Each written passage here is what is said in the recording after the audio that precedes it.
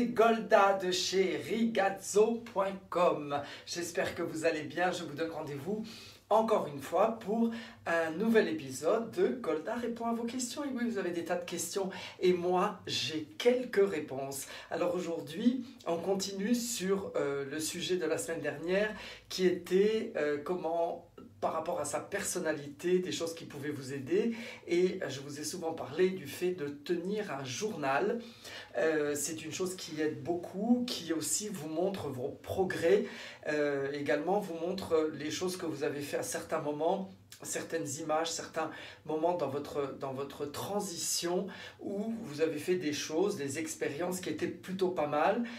Ensuite on les oublie, on y revient pas. Donc c'est une chose qui est sympa. Alors comment tenir un journal? C'est tout simple, il y a deux façons. La première, c'est d'avoir un cahier blanc ou un cahier à rayures dans lequel on va écrire ses pensées, les choses que l'on a faites par rapport à son personnage, par rapport à sa transformation, par rapport à son autre.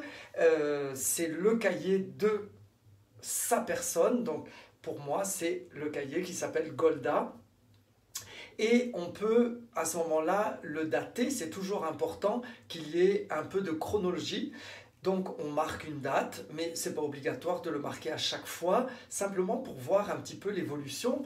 Des fois vous regardez votre journal au début et vous dites tiens ça fait 5 ans, 6 ans, 10 ans que j'ai envie de faire cela ou que je le fais, que je le pratique, plus ou moins. Et la deuxième chose, c'est d'avoir un véritable journal que l'on achète dans les papeteries où il y a des dates tous les jours. Alors c'est un petit peu plus limité parce qu'il y a moins de place et d'autre part, on peut voir souvent qu'on a plein de jours où on n'a rien fait, où on n'a pas été cette personnalité que l'on aime tant, cette personnalité féminine. Alors, c'est à vous de voir.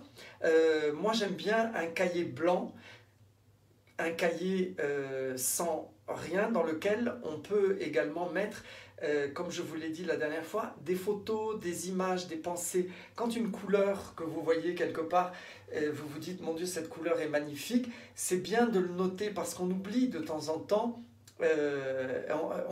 On doit y revenir et on voit ces choses, on se dit tiens c'est ça qui me plaît, c'est vers ça que je suis attiré.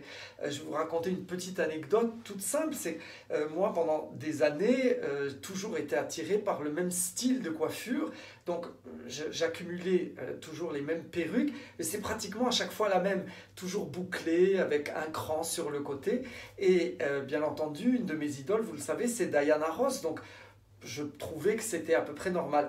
Eh bien, un jour, par hasard, en regardant comme ça dans mes archives, dans mes photos, je suis tombé sur la photo d'une de mes grand-mères que je n'ai pas connue, qui est décédée 5 ans avant ma naissance et qui avait une immense crinière de cheveux noirs tout bouclés. Et j'ai réalisé à ce moment-là que c'est quelque chose que j'avais en moi, qui me plaisait. Alors bien sûr, en ayant vu les artistes qui passent à la télé et que j'admire, c'est une chose qui m'a attiré, mais j'ai réalisé véritablement que ça venait de là. Et c'est tout à fait normal. Et c'est ce qui va donner toujours de la profondeur à votre personnalité. Alors continuez, gardez votre journal et continuez à m'envoyer des messages pour me dire ce que vous faites, vous en particulier. Je vous embrasse très très fort mes ragazzi et je vous donne rendez-vous la semaine prochaine pour Golda répond à vos questions.